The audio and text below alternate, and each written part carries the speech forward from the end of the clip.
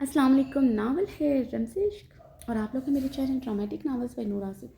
आज के एपिसोड की तरफ बढ़ने से पहले सबसे रिक्वेस्ट करूँ, वीडियो को लाइक करना मत भूलिएगा और रिव्यू ज़रूर दीजिएगा और टारगेट ज़रूर डन कीजिएगा। नेक्स्ट एपिसोड इंशाल्लाह आपके पास रम्ज़ इश्क तेरी नूर आसिफ किस्त 123 पार्ट 2। शहराम बहारे को गोद में उठाए अपने कमरे में दाखिल हुआ। बहारे को बेड के वस्त में लटाए वो कम अंदर बढ़ा।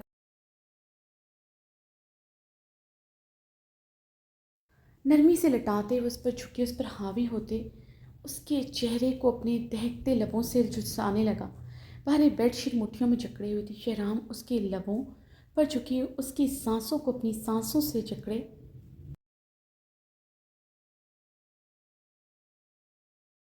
जकड़ गया था। वो अपनी गर्म सांसों से उसकी सांसों को दहका रहा था। बहारे उसकी गर्म सांसों की हिद्दत से बिन आम मछली की तरह तड़प उठी थी। उसके बदन पर बेबाकी उसके लबों को कंधारी करते था। बहारी उसकी शिद्दत से पैनिक हो रही थी। शहराम ने उसकी दोनों पाँवों को अपने पाँवों से लॉक करते उसके लबों को आज़ाद किया तो बहारी ने गहरे सांस भरे थे।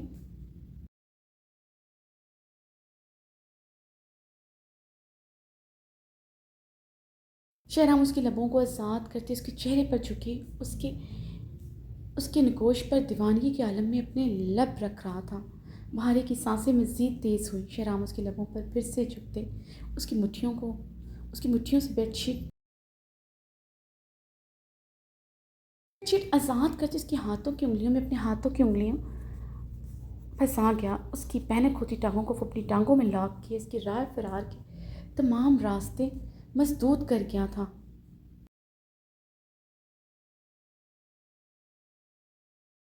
तारे खान का नाजुक वजूद शहराम के चटानी वजूद के नीचे दबा हुआ था। वो हिलना तो दूर की बात, सांस बमुश्किल ले रही थी। रही सही कसर उसकी गर्म जलसाती सांसों और उसकी बेबाक शिद्दतों ने पूरी कर दी थी। उसकी सांसें बुरी तरह बेतरतीब करते शहराम ने उसके आरिस पर नरमी से हाथ रखते गहरे सांस लेते उसकी ब्राउन आंखों में झांका। वो भीगी जख्मी शिकवा के ना निगाहों से देख रही थी। मेरी बहारें कहाँ थी? मेरी मोहब्बत कम हो गई होने लगी। कहाँ तुम्हें मेरी मोहब्बत कम लगी? कहाँ तुम्हें लगा तुम्हारा शहराम बेवफा है? तुम्हारा शहराम तो आज भी तुम्हारा दीवाना है। वो कैसे तुमसे बेवफाई कर सकता है? शहराम खान मर सकता है, तुमसे बेवफाई नहीं कर सकता। शहराम उसकी भीगी आंखों को नरमी से चूमते गंभीर भारी लहजे में बोला, मेरा शहराम खान बेवफाई नहीं कर सकता। जिसने बेवफाई की मेरा कहाँ रहा? वो तो शहराम खान हो गया। जैसे बहारे खान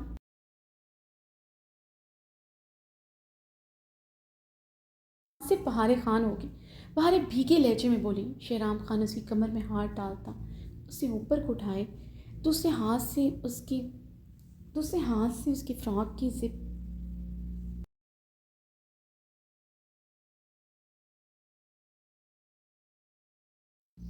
नीचे खिसकाते उसकी फ्रॉक कंधों से नीचे खिसका गया था।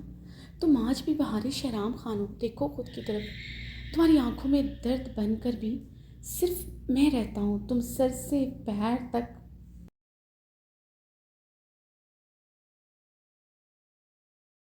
शहराम की मोहब्बतों के रंग में रंगी बहारें हो जो कभी शहराम खान को नहीं भूल सकती, जैसे शहराम खान बहारे को नहीं भूल सकता। शहराम उसकी फ़्रॉक की आस्तीन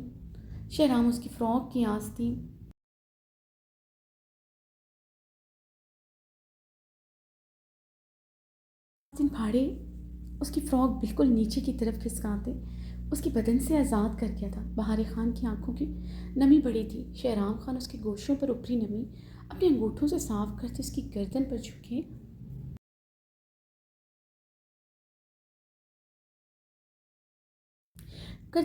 अपना पुरतपश लम्स बखेरती उसकी कलाइयाँ सख्ती से अपने मजबूत हाथों में जकड़ गया था। बाहर अपनी आंखें मीच गई थी। उसका पुरतपश लम्स अब उसकी ठंडी धड़कनों चुके अपना बिखरता बहारे की ठंडी धड़कनों और उसके वजूद को गर्म कर चुका था। शहराम अपने और उसके दरमियान हर पर्दे को आज़ाद करते, उसे अपने वजूद का हिस्सा उसी पल बनाते, उसे खुद में समा गया। भारी आंखें मीचे बेडशीट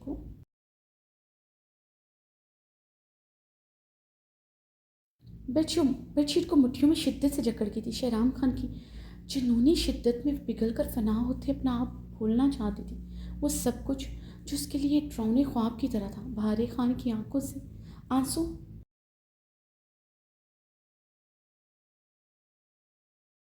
थे, वो उसकी धड़कनों पर झुकी अपनी शिद्दतें बखेरा था। बहारे की आंखों से मोती टूट कर बरस रहे थे। वो कमरा, सजावट उसे फिर से याद आई थी।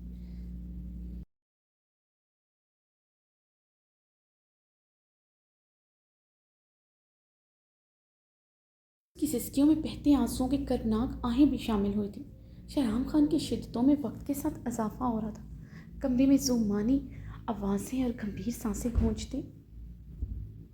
कमरे में अजब सा अजब सा सांस अजब सा सांस बखेर रही थी।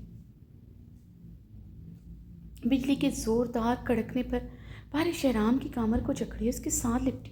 उसके ठंडे हाथों की जकड़ अपने कमर पर महसूस करते शहराम खान की आंखें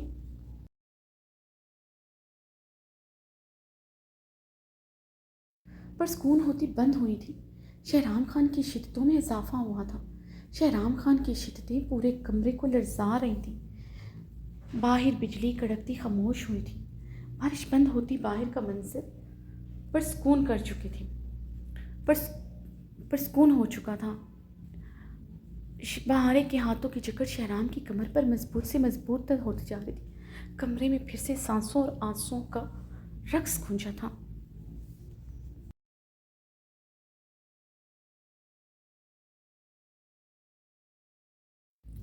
शहराम खान उसे खुद में समाते देखकर जैसे पागल हुआ था। उसकी जुनूनी शिद्दतों में बदतदरीज इजाफा हो रहा था। यकदम बाहर की तरह कमरे की फजा भी पुरस्कून हो चुकी थी। शहराम खान पुरस्कून होता तकिए पर खुद को गिराता, बहारे को कमर से जकड़े अपने ऊपर करते, उसे अपने चौड़े सीने में सख्ती से भींचते, आंखें बंद करके आता। बहारे की भीगी आंखें शहराम खान की बंद आंखों पर जमी थी, उसकी चटानी सीने पर।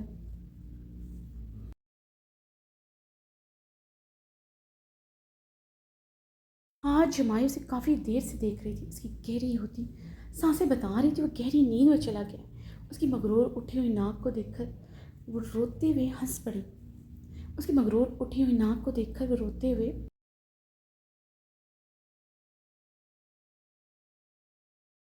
पड़ी। वो इतना गुस्सा लगता है कि बात उसे रुकते से पहले क्यों नहीं मालूम हुई। बहारे की कपकपाती उंगलियां बहुत नरमी से उसके एक एक नक्श को छू रही थी। बहारे की कपकपाती उंगलियां बहुत नरमी से उसके एक एक नक्श को छू रही थी। बहारे की कपकपाती उंगलियां शहराम खान की घनी मूंछों पर आ ठहरी। तुम मेरे नहीं हो शहराम, तुम कभी भी मुझे छोड़ सकते हो। मर्द सिर्फ बेवफाई नहीं करता बल्कि अपनी बेवफाई की सूरत में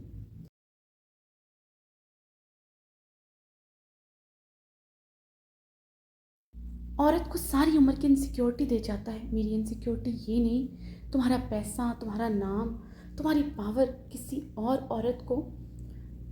औरत को ना मिल जाए।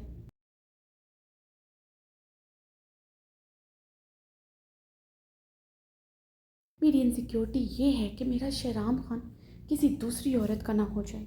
मेरा अनपढ़ शहराम खान मेरी इनसिक्योरिटी ये है कि मेरा शहराम खान किसी दूसरी औरत का ना हो जाए। मेरा अनपढ़ शहराम खान जिससे मुझे जुनून की हद तक मोहब्बत थी, वो इंजीनियर बनते मेरे लिए अजनबी हो चुका था।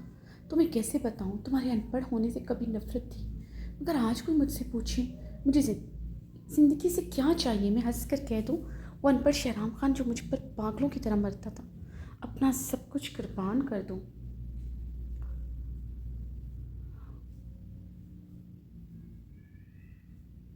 अब अपना सब कुछ कुर्बान कर दूँ उन लम्हों में वापस जाने के लिए जिसमें तुम्हारी बेवफाई का ज़ख्म नहीं था।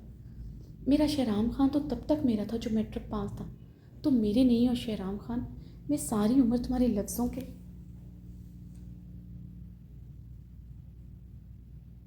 सिर्फ मानी निकालते दो धारी तलवार पर नहीं चढ़ सकती। मेरा और मेरे बहराम का तुमसे कोई तल्लुक नहीं, न कभी रहेगा। इश्क का नाम लेकर तुमने मेरा सब कुछ लूट लिया। मैं तुम्हें कभी माफ़ नहीं कर सकती शहराम।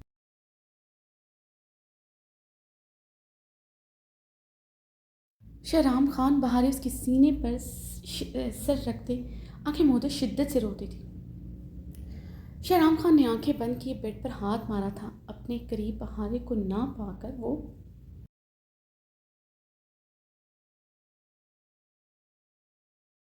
आंखें खोलते उठकर बैठा। शहराम खान ने सुर्ख सद नज़रों से कमरे में नजरें दौड़ाई। दूसरे पल उसे चीखते हुए साइड टेबल पर बड़ा आवाज उठाकर पूरी कुव्वत से साइड टेबल पर बड़ा आवाज उठाकर पूरी कुव्वत से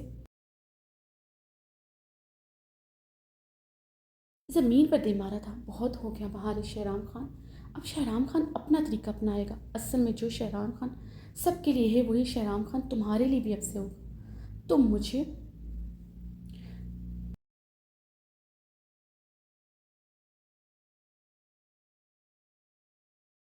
मज़ीद खुद से और मेरे बेटे से दूर नहीं रख सकती। अपने बाल मुट्ठियों में जकड़े वहशत के आलम में चीखा था।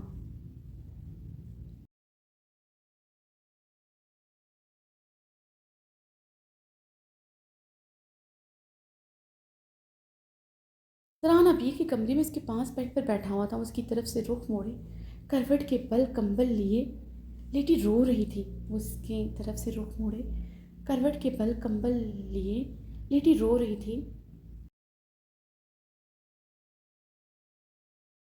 इस वक्त रात के 3 बज रहे थे। वो जब उसे कमरे में लाया था उसे होश आ गया था।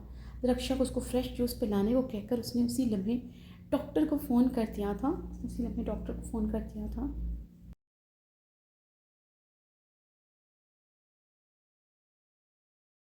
डॉक्टर उसके सामने उसका चेक करके उसकी स्पून और इंजेक्शन और ड्रिप लगा कर गई थी। अब 4 घंटे बाद वो मुकम्मल अपने अब 4 घंटे बाद वो मुकम्मल अपने हवास में आई थी।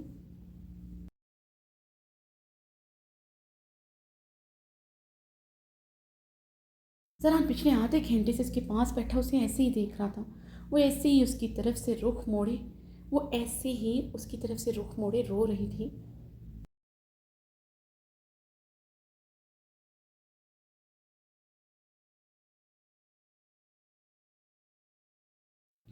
आबिर ज़रा ने गहरा सांस लेते उसे पुकारा। मत पुकारे मुझे आबिर, और बच्चा कहने की बिल्कुल ज़रूरत नहीं। मर गई आपके लिए मैं। आबिर चीखी थी।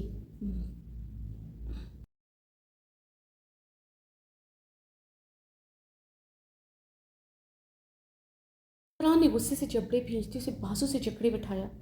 आबिर मैं नरमी बरत रहा हूँ, इसका ये मतलब नहीं कि तुम बदतमीज़ी करो।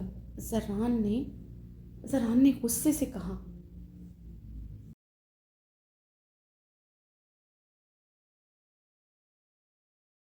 तुम मत बरतें लाला नरमी, आप भी थप्पड़ मार दें जैसे इसफंयार खान ने मारा था। अभी रोते हुए बोली।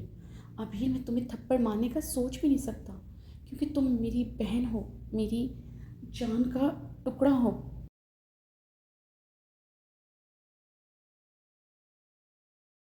कभी अब्रिश मुझसे बदतमीज़ी करे तो मैं गुस्से में उस पर हाथ उठा सकती हूँ। इस तरह इसफंयार खान तुम्हारा शौहर है।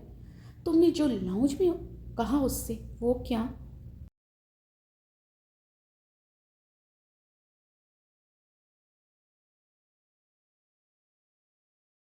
क्या कहने की बात थी? अगर अब्रिश भी यही कहती मैं यही करता। मैं असफंद यार खान को डिफेंड नहीं कर रहा, लेकिन औरत को कभी भी किसी सूरत में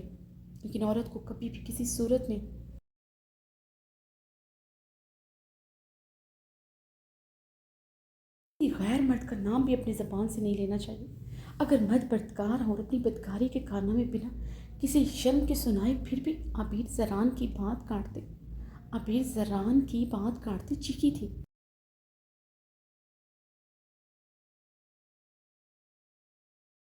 हाँ, फिर भी औरत को अपने लबों से किसी मर्द का नाम लेना तो दूर सोचना भी नहीं चाहिए। मर्द अपनी बदकारी को निकाह का नाम देकर अपनी बदकारी पाकीज़गी में बदल सकता है, मगर औरत एक बार किसी गैर मर्द के साथ खुद को जोड़ ले,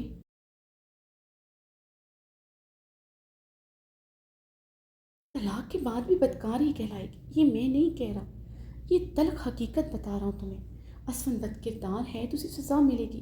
तुमसे दस्तबरदारी के तौर पर तुम्हारा लाला तुम्हारा साथ देगा, तुम्हें कभी इसके साथ रहने पर मजबूर नहीं करूँगा। ये मेरा वादा है तुमसे। वादा करें मुझसे, मुकरेंगे नहीं आप। अबी ने ज़रान का हाथ जल्दी से अपने हाथों में थामा।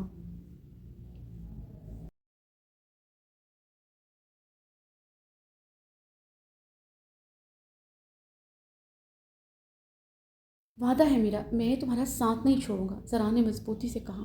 अबीर ज़रान के सीने से लगे रोने लगी थी। ज़रान इसके सिर पर हाथ रखती उसके बालों पर अपने लब रखे।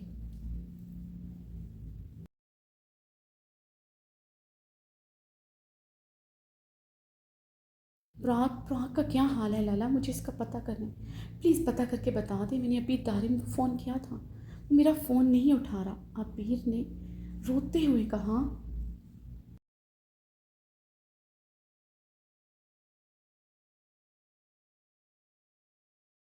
प्राग बिल्कुल ठीक है, मेरी दारम से बात हो चुकी है। ज़रान के बताने पर अबीर ने ज़रान के सीने से सर उठाई, उसे रोते हुए देखा।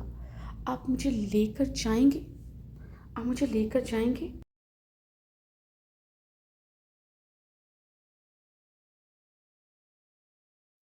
आप मुझे लेकर जाएंगे बुराक के पास? अबी ने रोते हुए हिचकियों के दरमियान पूछा। मैं ले जाऊंगा, अकीका ख़त्म हो जाए तो ले जाऊंगा। सराह ने उसकी आदत से नरमी से आंसू साफ करते कहा।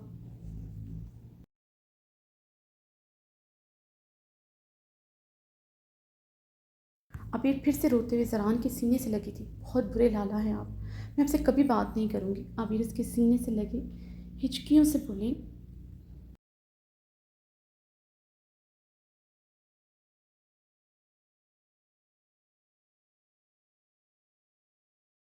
मैं बहुत बुरा लाला हूँ, मगर मेरा बच्चा सबसे अच्छा है, वो जल्द अपने लाला को माफ़ भी कर देगा। दरान मुस्कुराते हुए बोला, नहीं करूँगी। अब अबीर रोते हुए निरूठे लहजे में चीखी थी, कान पकड़ूंगा फिर भी नहीं माफ़ करोगी?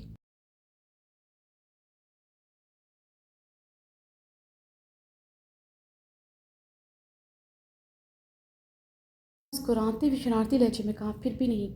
अबीर और भी ज़्यादा शिद्दत से रो दी थी।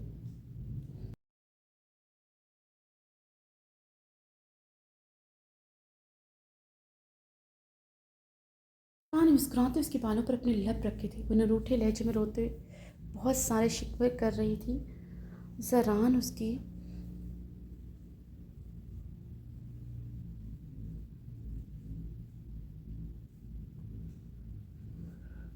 जरान ने मुस्कुराते उसके बालों पर लब रखे। वो मुस्कुराते हुए शिकवे कर रही थी। वो हर बात पर सॉरी की गर्दान करते उससे वह मुश्किल चुप करवा रहा था। अभी उसके सीने पर सर रख के कब से शिकवे कर रही थी।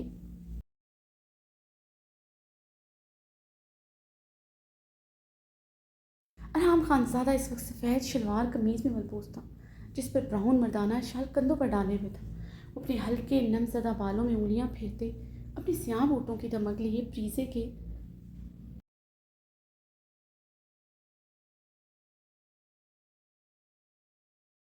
कमरे की तरफ बढ़ा जहाँ उसका सुकून था। वो रात उसकी हवेली में होते उसके पास नहीं थी। वो एक पल सो नहीं पाया था। आंखें रुत जगह की वजह से सुर्ख थी। इस वक्त सुबह के 9 बज रहे थे। आराम खानज़ादा प्रीति के कमरे का दरवाज़ा खोलते अंदर दाखिल हुआ। कमरे में नीलको रोशनी आम थी। वो बेड के वस्त पर कंबल खुद पर लपेटे प्रीजे के गिर्द अपना बाजू रखे गहरी नींद सो रही थी। आराम अपने हाथ में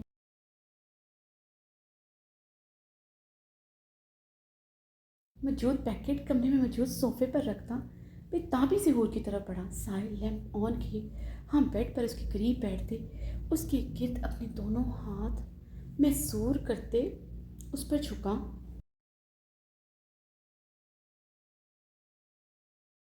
और हमने झुकते हुए इसकी बाजू पर नरमी से अपने लब रखे थे। करवट के बल उसकी मुखालिफ सिमत में वो करवट के बल उसकी मुखालिफ सिमत में चेहरा किए सो रही थी।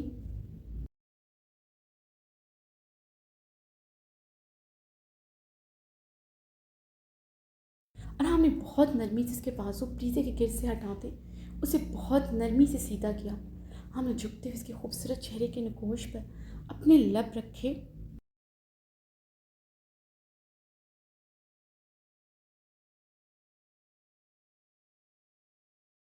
बहुत नरमी से उसकी एक नक्श को अपने लबों से छू रहा था। 8 महीने गुजरे, काबिल के बिना हर रात अजाब थी, मगर आज रात तो कहर बनकर टूटी थी। वो हवेली में होते उसके करीब नहीं थी। वो हवेली में होते उसके करीब नहीं थी।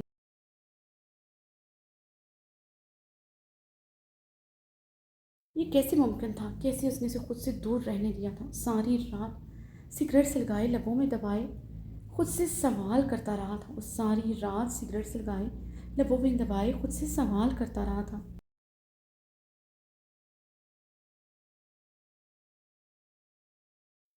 अरहाम की पुरतपश बोसों की बौछार में इजाफा हो रहा था। वो दीवानों की तरह उसके नकोश को अपने लबों से छू रहा था। हाम की स्ट्रॉन्ग मर्दाना खुशबू और उसकी पुरतपश बोसों की बौछार से वो हल्का सा कसमसाई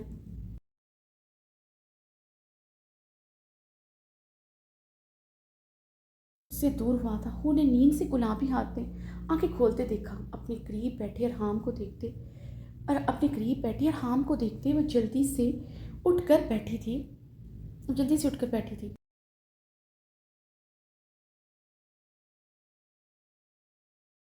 अरहाम आप? हूर ने अरहाम को देखते अपने बालों को जूड़े की शक्ल पे लपेटते आहिस्ती से कहा।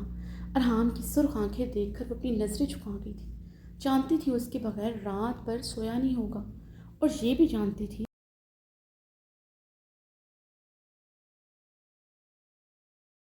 वो पास होती फिर भी ना सोता, मगर उसकी सुर्ख आंखों में वे देख ना सकी थी।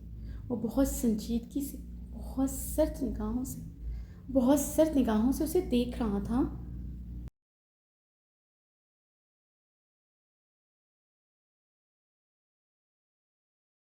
आज बहराम का कीका है। दोपहर के बाद हवेली में मेहमान आना शुरू हो जाएंगे, इसलिए दोपहर से पहले तैयार हो जाना।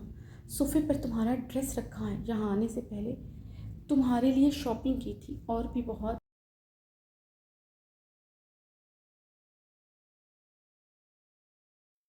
चीज़ें खरीदी थी। कमरे में रखी है, अच्छी लगी इस्तेमाल करना। हवेली की आप बड़ी बहू हो तुम।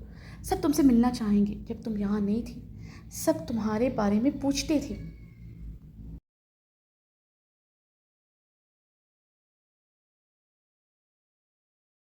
इसलिए आज वक्त पर तैयार होकर सबसे अच्छी तरह मिलना। आप यहाँ पर हूर सुल्तान शानी हूर और हम खानसादा हैं। वैसे भी बहुत से मेहमान आपसे अजीबोगरीब बातें भी करेंगे, गुल का हवाला भी देंगे।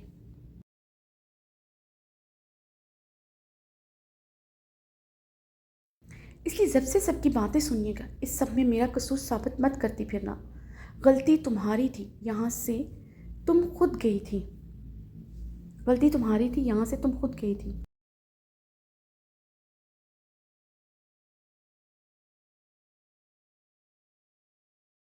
आराम से 2 पार्ट लहजे में बोलते उस बेड से उठा। गुल वाली बात पर वो गुस्से से बैठते उसके मुकाबिल आई थी। सुबह सुबह उसके लबों से गुल का नाम बहुत चुपा था।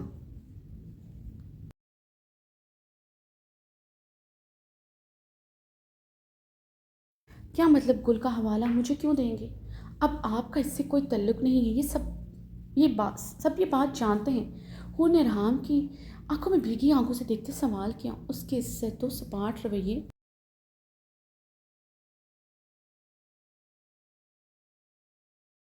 और हूर की आंखें उसी पल नम हुई थी। और गुल का उससे अब क्या हवाला हो सकता था भला? गुल का ताल्लुक मुझसे है ही नहीं, मगर कभी था। वो प्रीति की माँ है।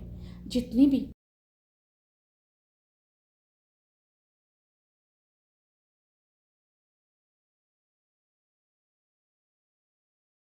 रिश्तेदार खवातीन आएंगी वो गुल के भी रिश्तेदार हैं, बल्कि मुझसे ज़्यादा उनका गुल से करीबी रिश्ता है। इसलिए वो तुम पर टोंट भी करेंगी।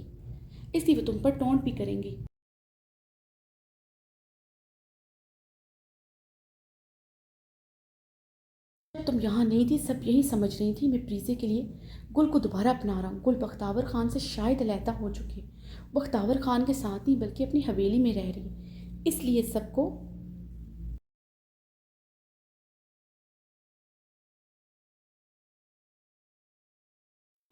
यही लग रहा था शायद गुल और मैं एक होने वाले। हो सकता है आज ऐसी कोई बात हो। इसलिए खुद पर काबू रखना। मैं नहीं चाहता बहराम के मैं नहीं चाहता बहराम के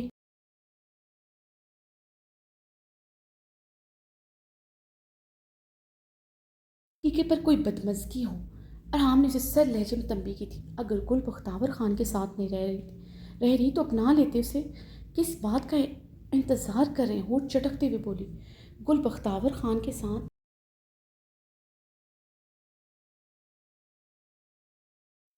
गुल बख्तावर से अलहदा हो चुकी है। बात उसे सुइयों की मानंद चुभी थी। वो क्यों अलहदा हुई अच्छी तरह जानती थी। वो वापिस अरहाम के पास आना चाहती। वो जानती थी वो जानती थी ये बात।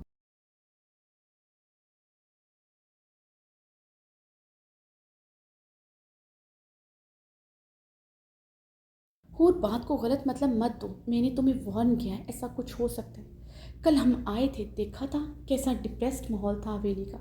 आज हकीका है। मैं नहीं चाहता लाउंज में किसी भी बात से तमाशा लगे।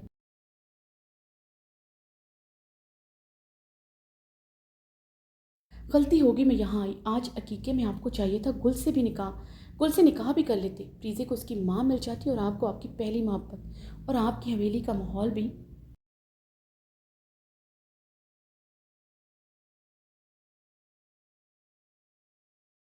ठीक हो जाता। और गुस्से से बोलते कमरे की कबर्ड की तरफ बढ़ी। अरहाम ने इसकी बातों पर बमुश्किल खुद पर काबू पाते अपना गुस्सा अरहाम ने इसकी बातों पर बमुश्किल खुद पर काबू पाते अपना गुस्सा कंट्रोल किया था।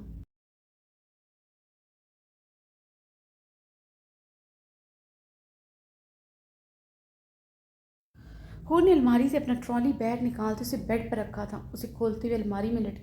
अपने कपड़े उसे खोलते हुए अलमारी में लटके अपने उसमें डालने लगी।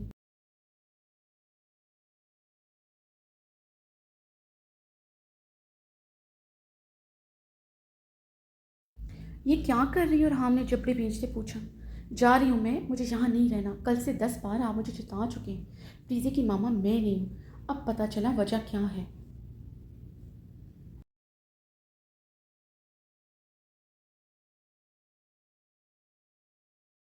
हूर ने हैंगर से अपने कपड़े निकालते सूटकेस में गुस्से से पटके थे। क्या वजह है? उसकी यहाँ से जाने वाली बात पर राम की रंगत में इश्तियाल की सुर्खी गोली थी। उसके यहाँ से जाने वाली बात पर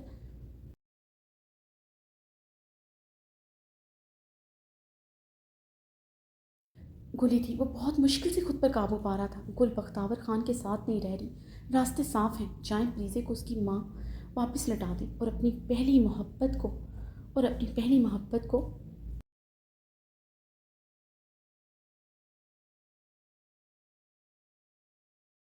अपनी हवेली और कमरे में वापस ले आए ताकि आपकी आंखों की सुर्खी कम हो सके। हूर ने भीगे लहजे में कहते बैग की जिप बंद की।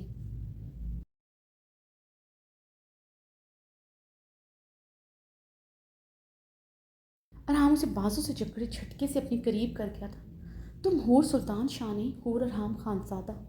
मेरी औरत, मेरी बीवी, और मैं वही अरहाम खानजादा हूँ जिसकी इजाज़त के बगैर तुम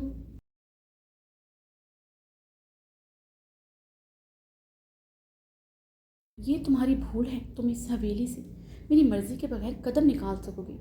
हवेली से बाहर जाना तो दूर की बात है, इस कमरे से एक कदम निकाल कर बाहर दिखाओ, टांगे तोड़ दूंगा तुम्हारी।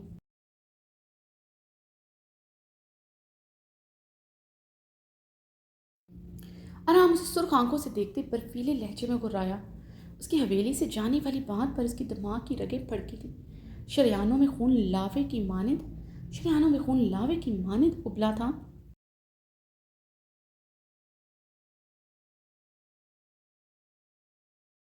जानती हूँ आप वही अरहाम खानजादा है। मेरे लिए हमेशा वही अरहाम खानजादा रहेंगे। मैं क्यों आखिर ये भूल गई? हूर अरहाम की आंखों में देखते शबनमी लहजे में बोलते शिकवा कर गई थी।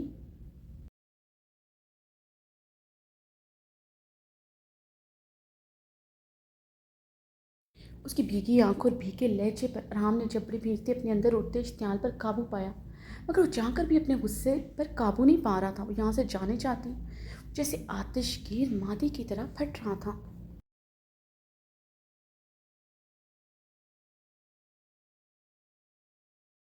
भूलना भी मत, मैं तुम्हारे लिए वही अरहाम खानजादा रहूँगा। इसलिए इस हवेली से मेरी इजाज़त के बगैर कदम मत निकालना, वरना मुझसे बुरा कोई नहीं होगा। और तुम्हारे गार्ड्स को मैं यहाँ से रवाना कर चुका हूँ।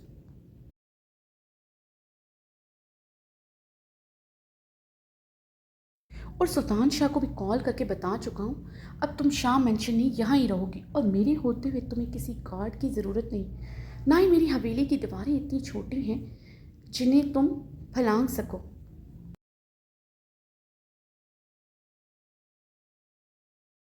और हाँ, उसकी आंखों में देखती कि ग्लव्स जब बातें फंकारा, धोखा दिया मुझे, बदलने का नाटक किया मेरे साथ, झूठ बोला आप मुझसे इश्क करते हैं।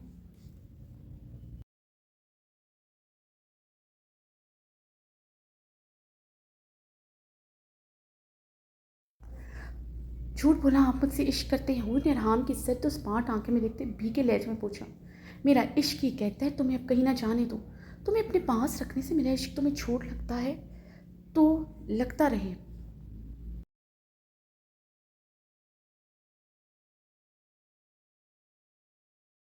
मगर तो मगर तुम्हें कहीं नहीं जाने दूंगा, ये बात याद रखना।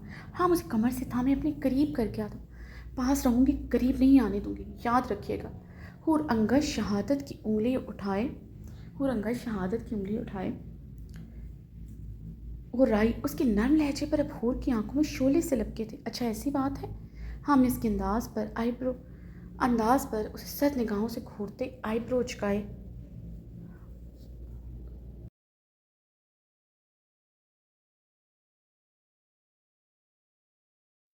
दूसरे पल अरहाम ने अपने कंधों से शॉल उतारते उसकी गिद्ध अच्छी तरह दी।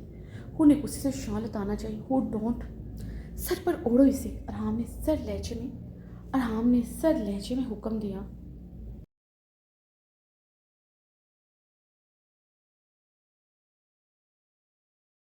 मियाँ लहजे पर हूर की आंखें शिद्दत से भीगी थी। क्या कह रहा हूँ मैं? अरहाम की आवाज़ मज़ीद सर्द हुई थी।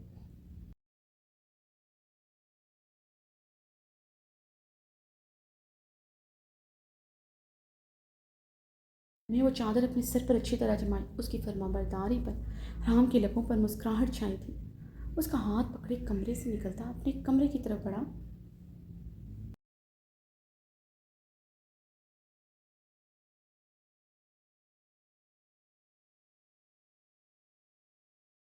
कमरे के पास आकर हूर ने बेयकीनी से उसके कमरे को देखा था। वो उसी कमरे में लेकर जा रहा था जिससे उसे सच में शदीद नफरत थी।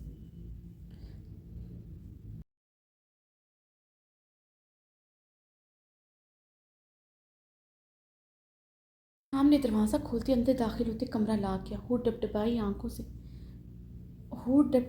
आंखों से इस कमरे को देख रही थी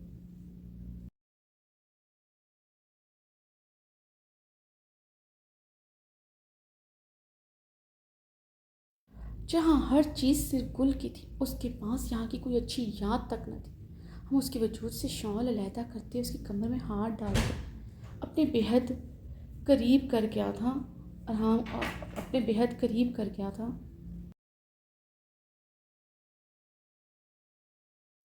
हूर ने उसके चौड़े सीने पर हाथ रखते खुद को उसके वजूद का हिस्सा बनने से रोका था। मेरे लिए यहाँ गुल का कुछ नहीं है। उस कमरे में अच्छी यादें हैं, बुरी हैं वो सिर्फ तुम्हारी हैं।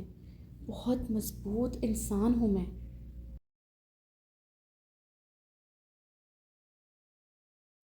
जिससे एक बार दिल पलट जाए, क़यामत भी आ जाए, उसकी तरफ नहीं पलट सकता।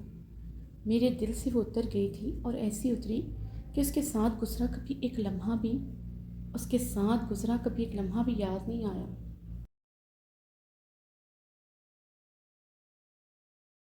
मेरे दिल में सिर्फ मेरी हूर है जिससे मैं इश्क करता हूँ, बेपनाह करता हूँ, जिसके लिए मैं इसके आगे झुक सकता हूँ, जिस औरत के आगे मेरा सर झुका, जिस औरत के कदमों को छुआ वो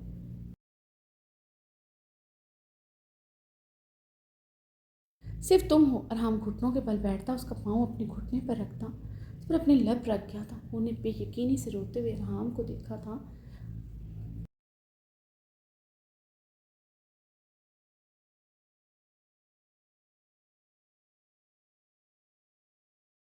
कदमों में बैठा उसके सामने सर झुकाया था। राम के लब उसके पाँव से होते, उसकी पडलियों को नरमी से छूते ऊपर की जानिब सफ़र कर रहे थे। और राम के एक्ट पर होर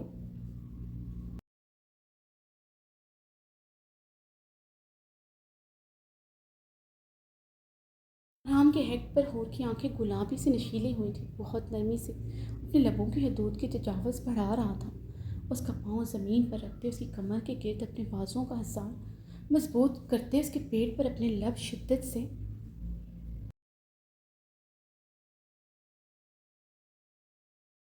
रख गया। अरहाम के लब अब उसकी सिल्क की नाइटी के ऊपर सिरकते, अब उसकी धड़कनों को नरमी से छू रही थी। हूर की आंखें बंद थी। अरहाम ज़मीन से उठते उसके चेहरे को अपने दोनों हाथों में उसके चेहरे को अपने दोनों हाथों में भर गया था।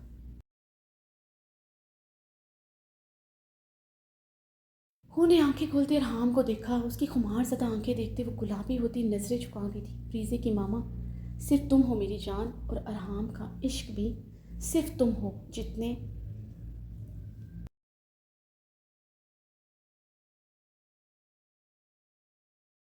जितने नखरे करोगी सब उठाऊंगा, जितने सवाल करोगी सबके जवाब दूंगा, सारी उम्र कटहरे में खड़ा रखोगी, खुशी खुशी खड़ा रह लूँगा, मगर मुझसे दूर जाने की बात मत किया करो।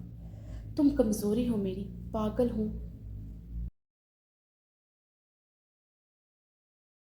पागल हूँ तुम्हारे लिए। तुम्हारे बगैर मेरा हर पल क़यामत की तरह गुजरा है। कल रात मैंने कैसे गुजारी, अगर जान जाओ तो कभी मुझे खुद से एक पल के लिए दूर ना करो।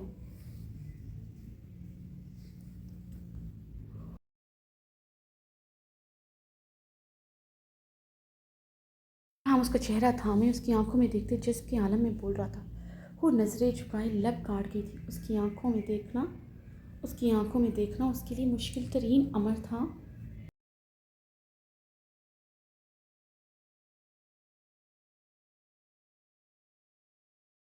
मैं जानता हूँ तुम एक आम लड़की हो, ना मैं तुम्हें यहाँ एक आम लड़की की तरह रखूँगा। तुम्हें हर पल अपने लफ्ज़ों और अपनी मोहब्बतों के बारिश में बगोते बताऊँगा। तुम हूर अरहाम खानज़ादा बनकर उसकी मलका हो।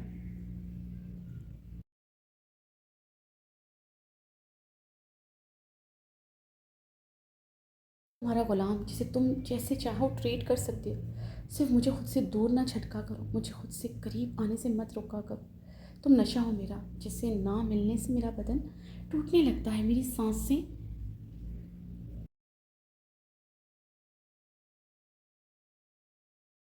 लगती हैं। बहुत बुरी हालत है मेरी रात से, रहम करो मुझ पर। इतना मत सताओ कि तुम्हारी अरहाम की सांसें ही रुक जाएं।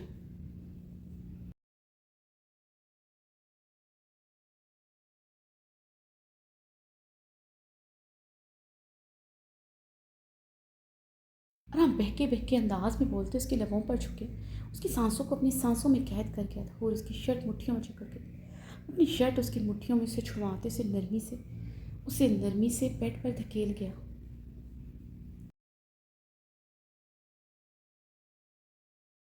और बेड के नर्म गद्दे पर सीधी गिरी थी। आराम उसकी तरफ एक घुटना बेड पर रखते उसे टांग से खींचकर अपने करीब करते उस पर झुकते अपना पहाड़ी वजूद उस पर मुंतकिल कर गया था।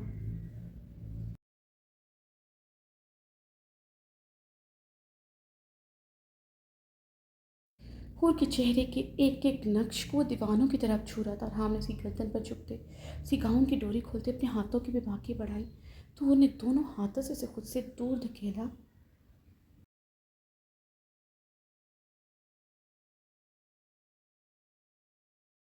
और राम ने उसकी दूर धकेलने पर उसे थोड़ा दूर होते सवालिया निगाहों से देखा। हूर ने उसके चौड़े सीने पर हाथ जमाते उसे मज़ीद खुद से दूर किया था।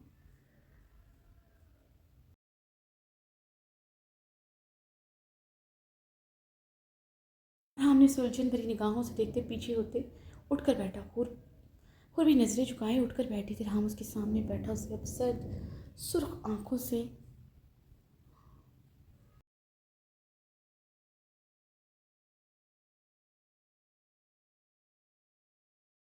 निगाहों से देख जो नज़रें झुकाई गुलाबी चेहरा लिए बैठी थी। क्या चाहती हो, करीब ना आया करो। मैं राम ने सर लहजे में बेतरतीब सांसों से पूछा। उसकी सांसें धोंकने की मानद उसकी सांसें धोंकने की मानद चल रही थी।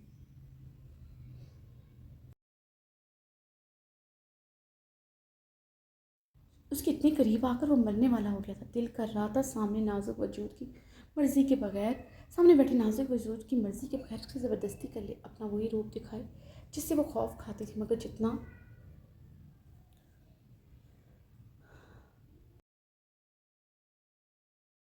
मगर जितना उसके लिए जुनूनी था उससे कहीं ज़्यादा उससे मोहब्बत करता था, उसे तकलीफ़ कैसे पहुंचा सकता था। मगर सामने बैठा वजूद अच्छी तरह जानता था उसके लिए क्या मायने रखती है। इतने करीब आकर उससे दूर जाना जैसे मरने के मुतरादिफ था। फिर भी ये सफाकी बरत रही थी। अरहाम का वजूद जैसे ज़ख्मों से चूर हुआ था। मम मुझे ये कमरा ये बेड नहीं पसंद अरहाम। हूर ने नज़रें झुकाए लब काटते आहिस्तगी से कहा। हूर ने नज़रें झुकाए लब काटते आहिस्तगी से कहा।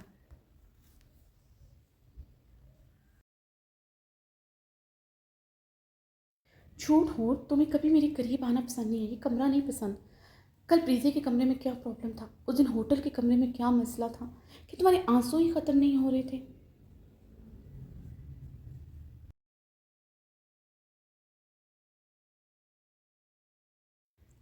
ऑफिस का कमरा हो या शाम मेंशन का कमरा, तुम्हें मेरे करीब आना छुपता है। आराम की बात पर हो ने भीगी आंखों से उसकी तरफ देखा। हो ने भीगी आंखों से उसकी तरफ देखा।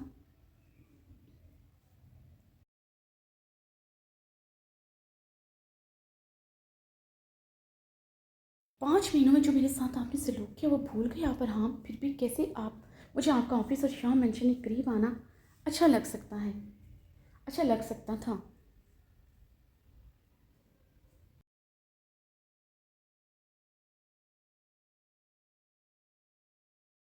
ओ कमन हूर, इन 5 महीनों में पहली रात के अलावा तुमने सिर्फ एक शोहर की गुर्बत सही। इन शिद्दतों में जुनून था, सफाकी थी, नफरत भी थी। मगर पहली रात के बाद कभी तुम्हें जानवरों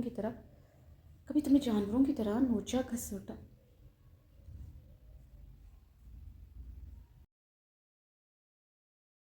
नोचा घसीटा नहीं था। मानता हूँ तुम कम उम्र थी, मुझे सहना आसान नहीं था तुम्हारे लिए। मगर वक्त के साथ तुम्हारे साथ नरमी ही बढ़ती है। जैसे जैसे एहसास होता गया जैसे जैसे एहसास होता गया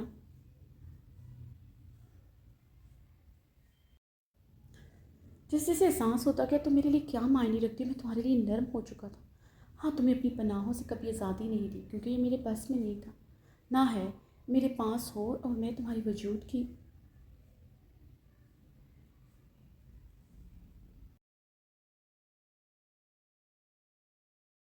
वजूद की गहराइयों में ना उतरो ही नामुमकिन है। मेरे पास रहोगे तुम्हें ये सहना पड़ेगा कि मेरा सुकून हो तुम। जब खुदा ने तुम्हें मेरा सुकून बनाया है, क्यों तुम मुझे बेसुकून कर देती हो? क्यों तुम मुझे बेसुकून कर देती हो?